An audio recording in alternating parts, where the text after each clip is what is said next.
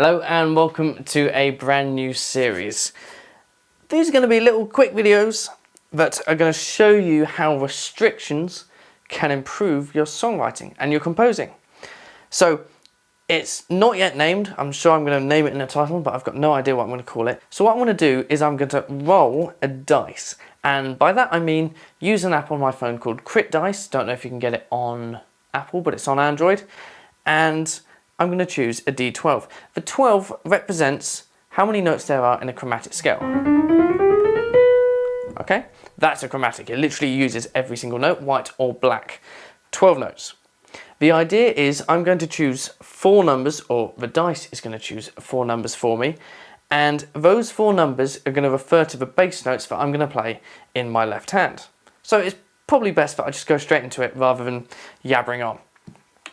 I've got a 6. 1, 2, 3, 4, 5, 6. So that's our first note. First note's an F. Next note's a 2, which is a C sharp.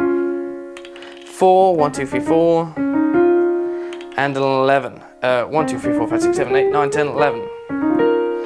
Those are our notes that we can play in the left hand. So the idea is you're going to hear the results of me experimenting with those 4 notes. And then I'm going to talk about why I chose the particular path that I did. If anything goes over your head, you can always check out some articles that I've got on my school, although I haven't yet quite got to the advanced stuff, and I might be doing a little bit more of that right now, but fingers crossed, it's entertaining nonetheless. So let's give it a go.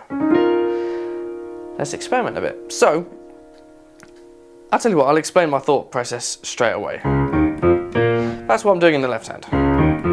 The left hand can do them in any order. It doesn't have to use all 4 in the first progression, but at some point in the duration of the composition, all 4 need to be used, and you can't go away from that.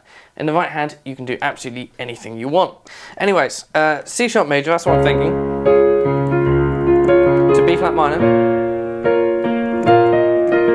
To E flat minor. F major. But the transition back to C sharp major doesn't really work, so maybe I won't go for that. So that's sort of a major feel to the piece. Let's try the same notes in the left hand, but we're going to try a minor feel. Let's start on the B flat instead.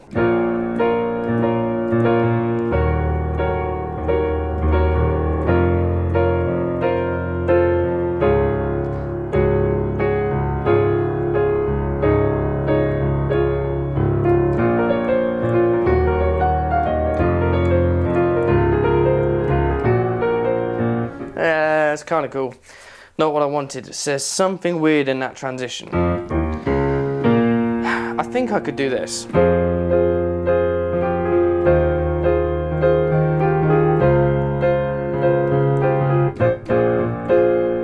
Kind of boring.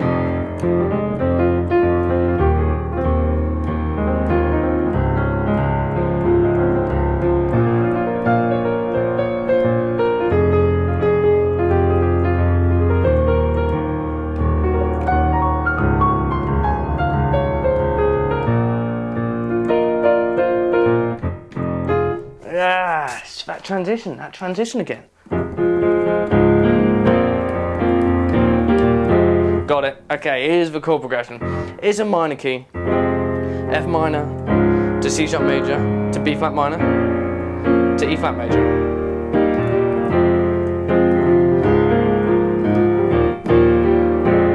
You might have noticed that I'm no longer doing octaves in my left hand.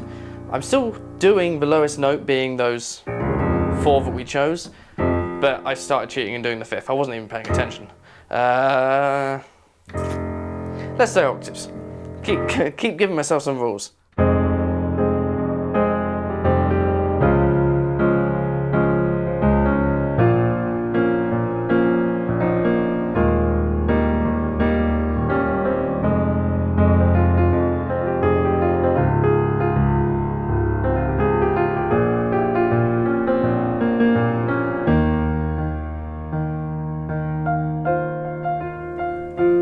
Octaves. Okay, here we go.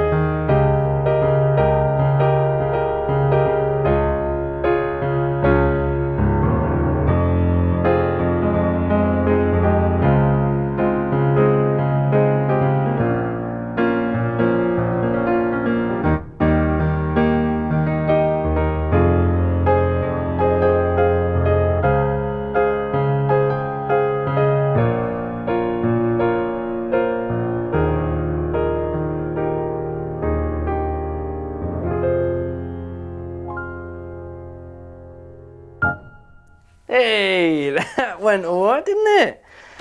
Oh, so that accumulated from number 2, number 4, number 6 and number 11, assuming that I actually remembered them correctly and didn't change one of them by accident. Fingers crossed, you'll see in the video if I did anything wrong. But yeah, I'm pretty happy with that. It was all in the F minor key. Why did I choose that? Well, I knew that these 2 notes are in F minor, as is that. Made it nice and easy in that regard. Major key might have had a different story going on.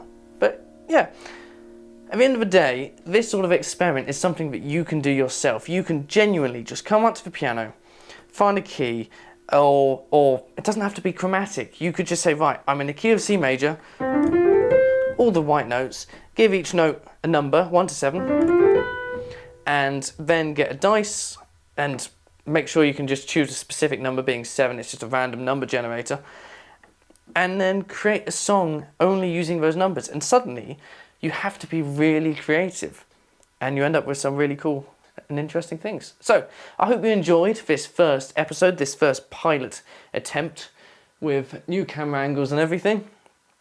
And yeah, I'm looking forward to the next one. Let me know what you want to see, or what other restrictions I should put in. Anyways, see you in the next one.